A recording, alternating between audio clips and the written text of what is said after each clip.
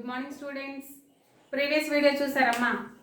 Previous వీడియోలో మనము exercise 4.2 discuss చేసుకుంటున్నాం కదా చిల్డ్రన్. సో ఎక్సైజ్ 4.2లో థర్డ్ ప్రాబ్లం. ఈ థర్డ్ ప్రాబ్లంలో నేను 5 ప్రాబ్లమ్స్ ఎక్స్ప్లెయిన్ చేశాను. 6th and 7th ప్రాబ్లమ్స్ ఈ రెండు మీరు చేసి నాకు వాట్సాప్ చేయమని చెప్పాను చిల్డ్రన్. చేసిన వాళ్ళు ఓకే, చేయని వాళ్ళు ఎవరైనా ఉంటే ఈరోజు హోంవర్క్ కూడా చేయండి. నెక్స్ట్ 7th క్లాస్ అఖిలు చేయట్లేదు, అసలు 8th అఖిలు వాడు కూడా చేయాలి. Next 4th one and 5th one ఈ రెండు ప్రాబ్లమ్స్ ఉన్నాయి కదమ్మా. ఈ రెండు ప్రాబ్లమ్స్ మనము ఎక్స్ప్లెయిన్ చేసేసుకుంటే ఈ చాప్టర్ ఇంతటితో క్లోజ్ అయిపోతుంది. కాబట్టి ఈరోజు మనం ఈ 2 ప్రాబ్లమ్స్ ఎక్స్ప్లెయిన్ చేసుకుందాం. ఓకేనా children? So let us start the class. In a pack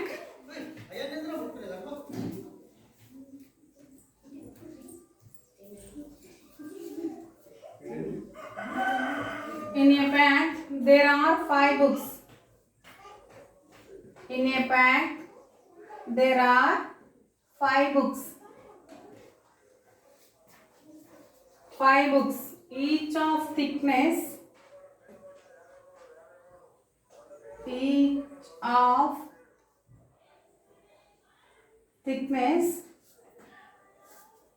20 mm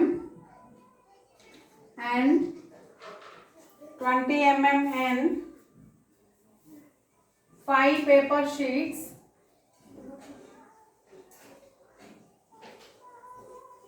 5 paper sheets, each of thickness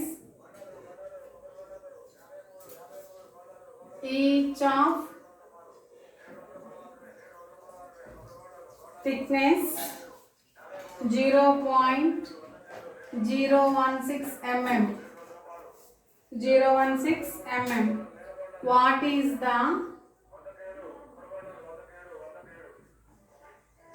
is the total thickness of the pack?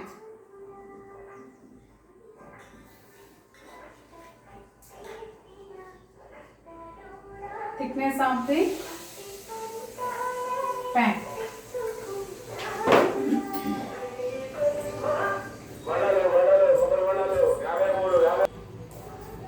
చూడండి చిల్డ్రన్, ఇక్కడ in a pack there are 5 books, each of book thickness 20 millimeter and 5 paper sheets, each of thickness 0.016 mm. What is the total thickness of the pack అంటున్నాడు. In a pack అంటే ఒక packet ఉంది. ఓకేనా? ఈ ప్యాకెట్లో ఏమేమి ఉన్నాయంట? సపోజ్ ఇక్కడ ఇదొక ప్యాకెట్ అనుకుందాం. ఈ ప్యాకెట్లో బుక్స్ ఉన్నాయి, అలాగే పేపర్స్ ఉన్నాయి, పేపర్ షీట్స్ ఉన్నాయి. అదే కదా వాడు ఇచ్చింది. సో బుక్స్ ఇక్కడ వరకు ఉన్నాయి అనుకుందాం. ఎన్ని ఉన్నాయంట? 5 బుక్స్ ఉన్నాయంట.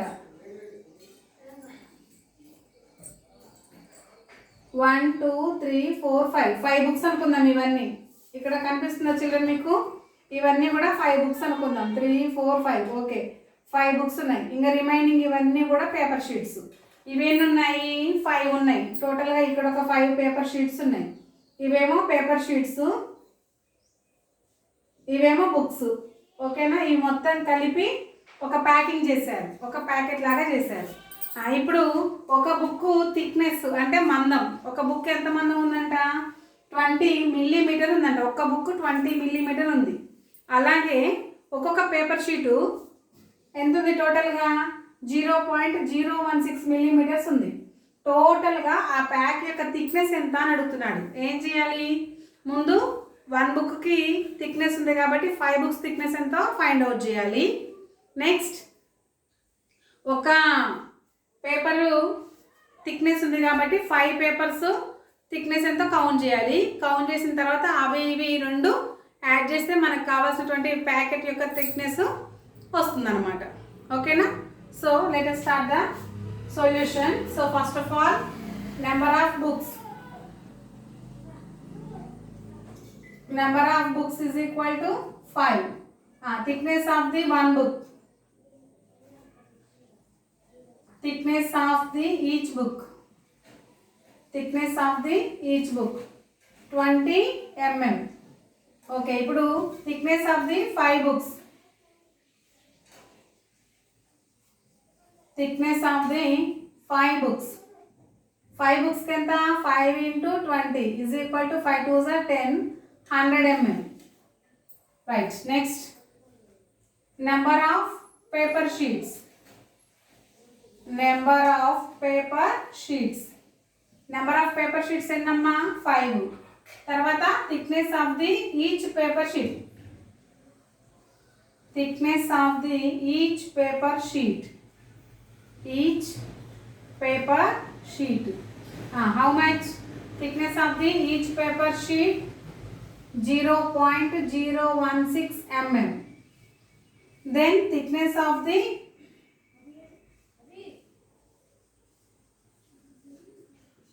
thickness of the 5 paper sheets.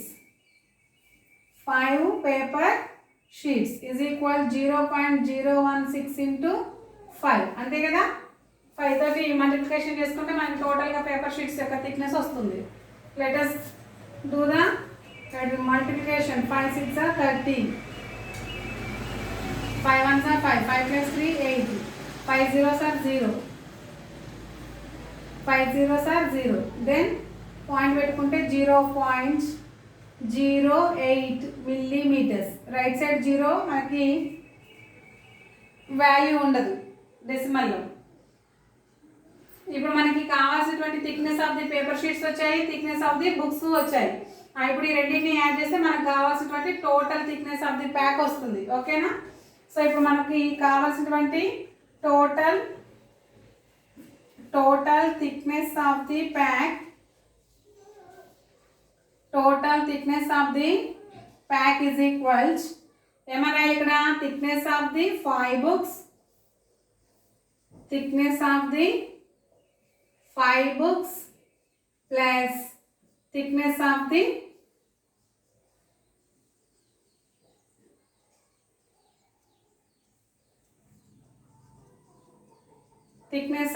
paper sheets. 5 paper sheets. ఓకేనా? ఇది మనకు కావాల్సినటువంటి ఫార్ములా అనుకుందాం. ఇప్పుడు ఈ రెండింటిని యాడ్ చేయాలి కదా, సో యాడ్ చేసేద్దాం. That is equals how much 100 plus 0.080. ఇక్కడ చూడండి 100 అంటే ఇది నోలా ఉంది కదా, 100 అంటే డెసిమల్ పాయింట్ మనకి రైట్ సైడ్ ఉన్నట్టు 000 అన్నట్టు, ఇక్కడ 100.00 అన్నట్టు. ఓన్లీ న్యాచురల్ నెంబరే ఉంటే లాస్ట్లో పాయింట్ ఉన్నట్టు, అది గుర్తుపెట్టుకోండి. ఎందుకంటే ఎడిషన్లో మనం ఇప్పుడు యాడ్ చేసేటప్పుడు డెసిమల్ పాయింట్కి హోల్ పార్ట్ ఒకవైపు, డెసిమల్ పార్ట్ ఒకవైపు వేసుకొని యాడ్ చేయాలి. కాబట్టి మనకి హోల్ నెంబర్ ఉంది కాబట్టి ఆ హోల్ నెంబర్కి డెసిమల్ పార్ట్ లేదు కాబట్టి మనం పెట్టుకోవాలి. సో ఇప్పుడు 0.080. Now add them. 0.001. How much? 100.08. How much? millimeter. మొత్తం టోటల్ థిక్నెస్ ఇది. కానీ దాన్ని మనం స్టాండర్డ్ ఫామ్లోకి రాయాలి కదా. స్టాండర్డ్ ఫామ్లోకి రాయాలంటే ఏం చేయాలి చెప్పండి?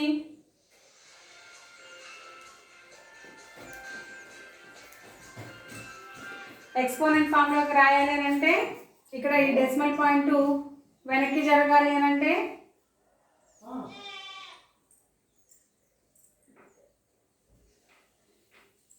1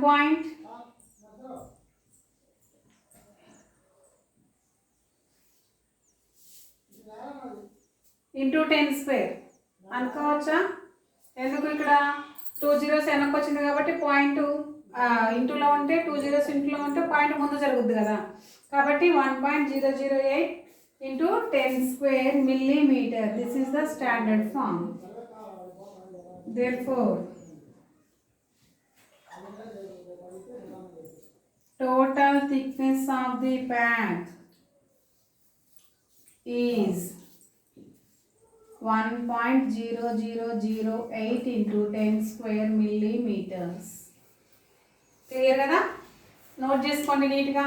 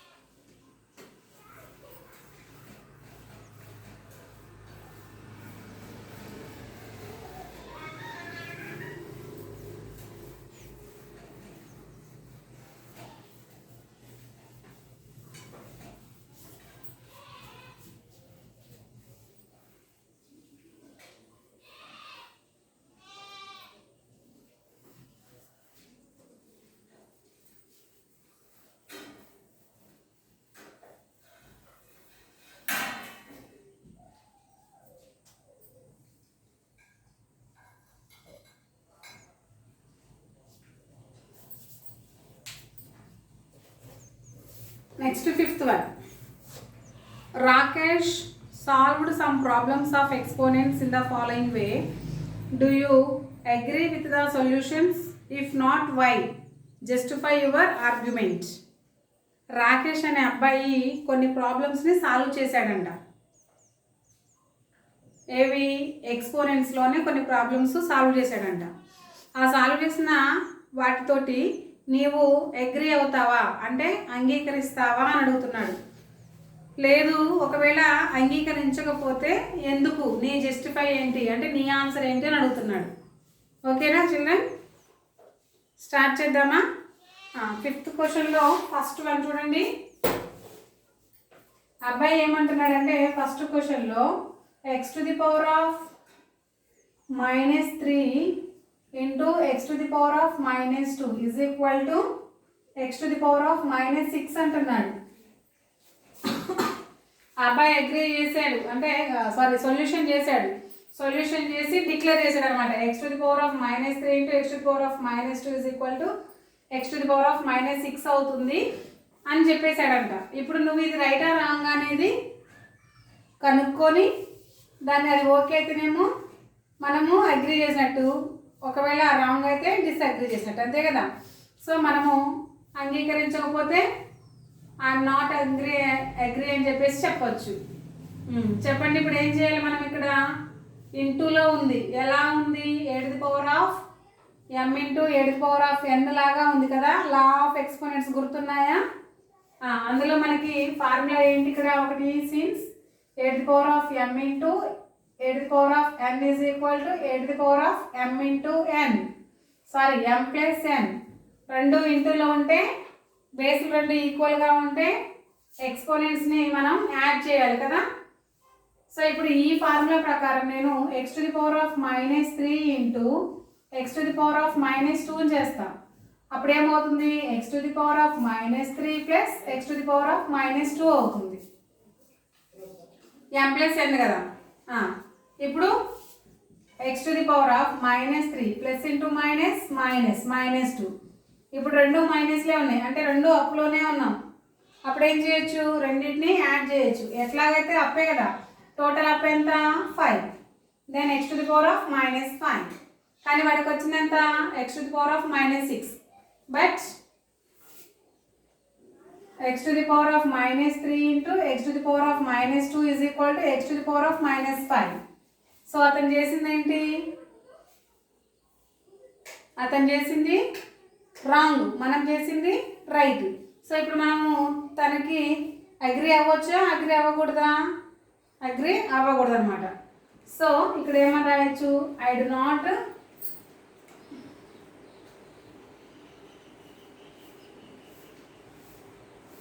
agree with him.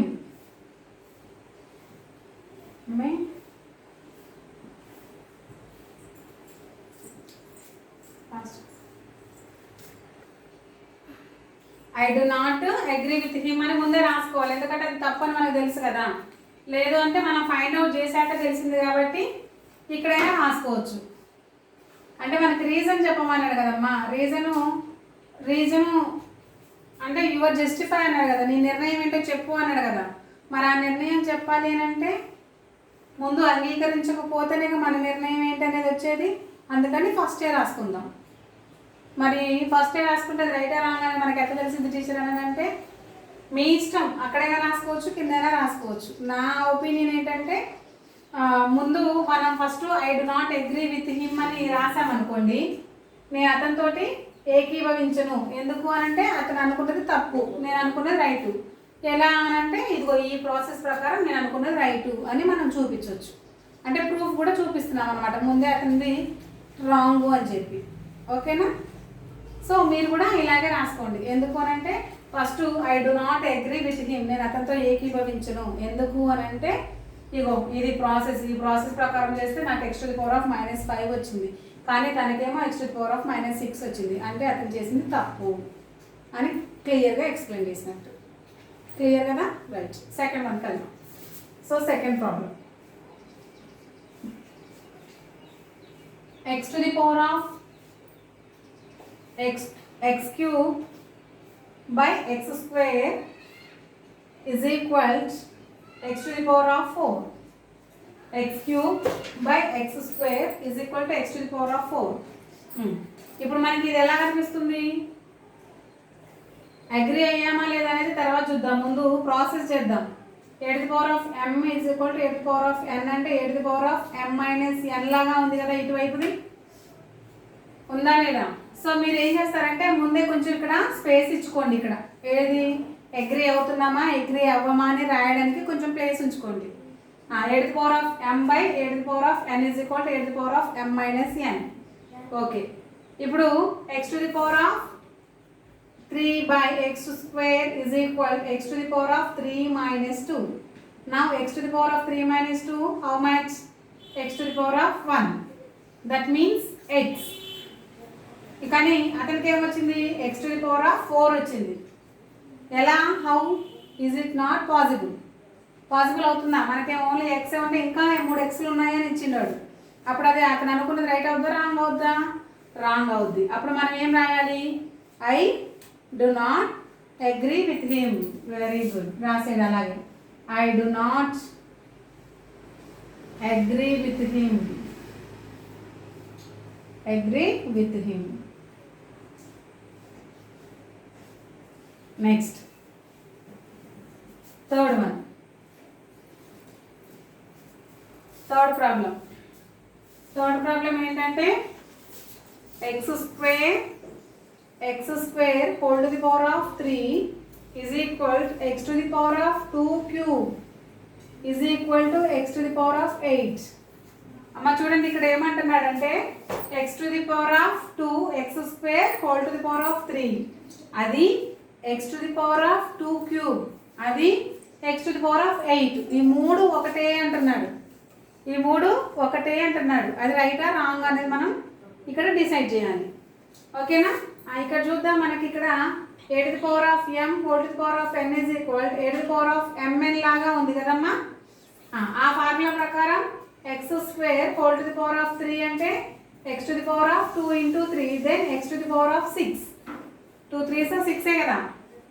ఓకే, మరి x to the power of 2 cube అంటే x to the power of 2 into 2 into 2 then x to the power of 2 2s 4 4 2s 8. చూడండి చిల్డ్రన్, ఇక్కడ x to the power of 2 whole cube is equal to x to the power of 8. ఈ రెండు okay రైటే equal. But x to the power of 2 whole to the power of 3 is equal to x to the power of 6 కదా. అప్పుడు అది equal అవుతుందా? అవ్వదు. x to the power of 6 is not equal to x to the power of 2 cube is equal to x to the power of 8. అప్పుడు ఆయన అన్నది right అన్నాడు, మనమేమో రాంగ్ అంటున్నాం. అప్పుడు మనం అంగీకరించినట్టే. కాబట్టి ఇక్కడ మనం ఏం రాయొచ్చు? ఐ డు నాట్ అగ్రీ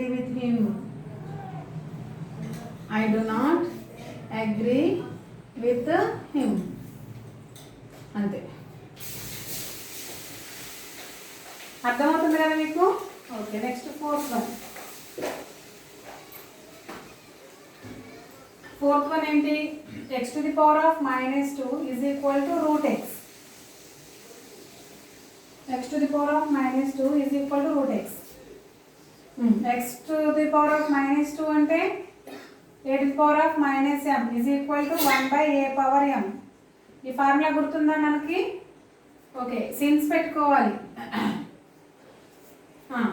అప్పుడు ఏమవుతుంది? x to the power of -2 అంటే 1 by x square అవుతుంది. 1 by x square అంటే రూట్ x అవుతుందా? అవ్వదు, ఎప్పటికీ అవ్వదు. రూట్ x వేరు, 1 by x square వేరు. ఎలా చెప్తున్నారు టీచర్ అని అంటారా? సరే, ఇప్పుడు దీన్ని మనము నెంబర్స్లో తీసుకుందాం. If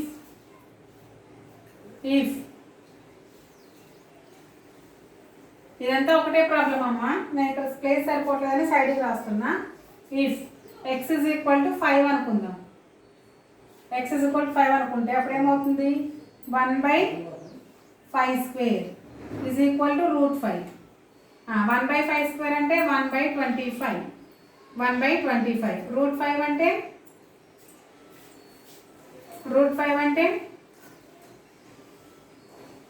root of 2 into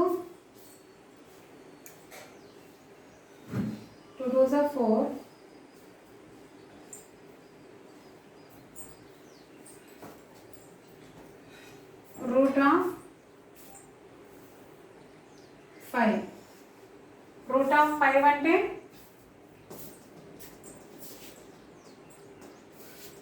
2 2s are 4. ఇలా రాసుకోవచ్చు కదా, 2 into 2 into plus 1 ఇలా రాసుకోవచ్చుగా, route 2 into 2 plus 1, 2 2s are 4, 4 plus 1 5.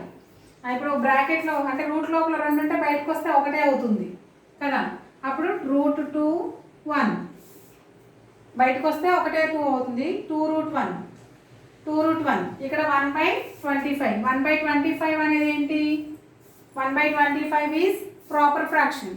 Proper అంటే ప్రాపర్ ఫ్రాక్షన్ వాల్యూ ఎంత, ఆల్వేస్ లెస్ దాన్ 1, ఎప్పుడు కూడా 1 కంటే తక్కువగా ఉంటుంది, ఎందుకంటే అది న్యూమరేటర్లోనేమో స్మాల్ నెంబర్, డినామినేటర్లో బిగ్ నెంబర్ ఉంటుంది కాబట్టి proper fraction value always less than 1, ఎప్పుడు 1 కంటే తక్కువ ఉంటుంది. 1 కంటే తక్కువ ఉన్నట్టే ఇది, అంటే జీరోలో ఉన్నట్టే, మినిమం 1కు కూడా ఈక్వల్ అవ్వదు, అంటే 0.00 సంథింగ్లో ఉంటుంది. మరి ఇప్పుడు 0.00 సంథింగ్లో ఉంటుంది, అసలు ఎందుకు కనుక్కుంటే పోయింది కదా. 1/25 అంటే 1ని మనం 25తో డివిజన్ చేయాలి, అంతేగా. పాయింట్ పెట్టుకుంటే 0 1 వస్తుంది, పాయింట్ పెట్టుకుంటే 0, 25 టేబుల్లో మళ్ళీ పోదు కాబట్టి 0, 10 వస్తుంది, మళ్ళీ 0 పెట్టుకుంటే 25 4s are 100, 0 అంటే 0.04 ఈజ్ ఈక్వల్ టు 2 రూట్ 1. చూడండి, ఇదేమో 2లో ఉంది, ఇదేమో 0లో ఉంది, అప్పుడు ఈ రెండు సమానమైన ఈక్వల్ అవుతున్నాయా, ఈక్వల్ అవ్వవు, అంటే నాట్ ఈక్వల్. అప్పుడు మనం ఇక్కడ క్లారిటీగా చెప్పేయచ్చుగా, 1/x² is equal to root X అవ్వదు అని మనం క్లియర్గా చెప్పేయచ్చుగా. ఇక్కడ మనం నెంబర్స్లో తీసుకున్నాం కదమ్మా, తీసుకుంటే మనకి ఈక్వల్ అని రాలేదు కాబట్టి ఇది కూడా ఈక్వల్ అవ్వదు. Then 1/x² is not equal to root x. అప్పుడు మనం ఇక్కడ ఏం రాయొచ్చు, I do not agree with him, I do not agree with him అని రాసుకోవచ్చు. ఈ ప్రాబ్లంలోనే ఇవి కూడా ఎక్కించుకోండి, ఓకేనా children.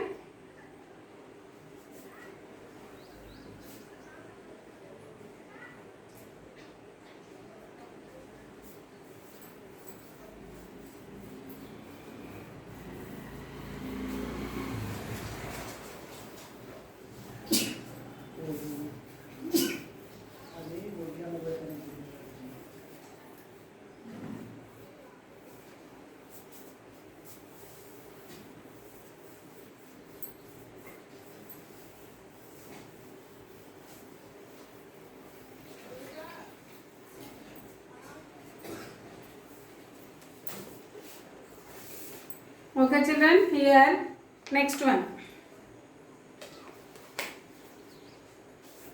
fifth one, 3x to the power of minus 1 is equal to 1/3x. చూడండి ఇక్కడ 3x to the power of minus 1, ఇక్కడ 1/3x రాయాలి అని అంటే 1/3x రాయాలి అని అంటే ఈ 3x whole to the power of -1 అన్నాడు అనుకో, ఇలా రాసుకోవచ్చు, అంటే a to the power of -m is equal to 1/a/m అని రాసుకోవచ్చు. కానీ అలా ఇవ్వలేదు, ఓన్లీ ఎక్స్కి ఒక్కదానికే ఇచ్చింది కదా. So 3x to the power of -1 అన్నాడు, అంటే అప్పుడు ఏమవుతుంది, 3 into 1/x is equal to 1/3x అవుతుంది, because x to the power of -1 is equal to 1/x. ఇప్పుడు ఇక్కడ ఏమీ లేదంటే బై అని అన్నట్టు, 3 into 1/1 into x is equal to 1/3x. 1 3s are 3 by 1 x by x, 1/3x. ఇప్పుడు ఈ రెండు ఈక్వల్ అయ్యాయా, నాట్ ఈక్వల్.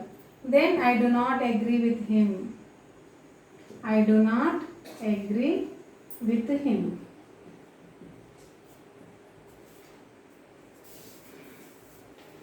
ఓకేనా చిల్డ్రన్. ఇక్కడ 5 ప్రాబ్లమ్స్ ఇచ్చాడు, 5 ప్రాబ్లమ్స్ కూడా రాంగే. ఎందుకు అంటే వాడు ఉత్తగట్లు ఇచ్చాడు మనం ఫైండ్ అవుట్ చేయాలని, అంతేగాని నిజంగా ఏం కాదు. సో మనం కంప్లీట్ చేసేసాము. ఎక్సైజ్ 4.2 కూడా కంప్లీట్గా అయిపోయింది, అంటే మనకి ఈ చాప్టర్ మొత్తం టోటల్గా కంప్లీట్ అయిపోయినట్టే చిల్డ్రన్. నెక్స్ట్ మనము రేపటి నుంచి న్యూ చాప్టర్కి వెళ్ళిపోతాము. ఈ 2 చాప్టర్స్ మీకు అర్థమైనాయి కదా, మీకు అర్థమైనయా, ఈ 2 చాప్టర్స్ అర్థమైనయా అర్థం కాలేదా అనేది ప్రతి ఒక్కళ్ళు, ఈ వీడియో చూసిన ప్రతి ఒక్కళ్ళు నాకు నా వాట్సాప్ నెంబర్కి సెండ్ చేయండి. తర్వాత నేను నెక్స్ట్ చాప్టర్కి వెళ్తాను. ఓకేనా చిల్డ్రన్?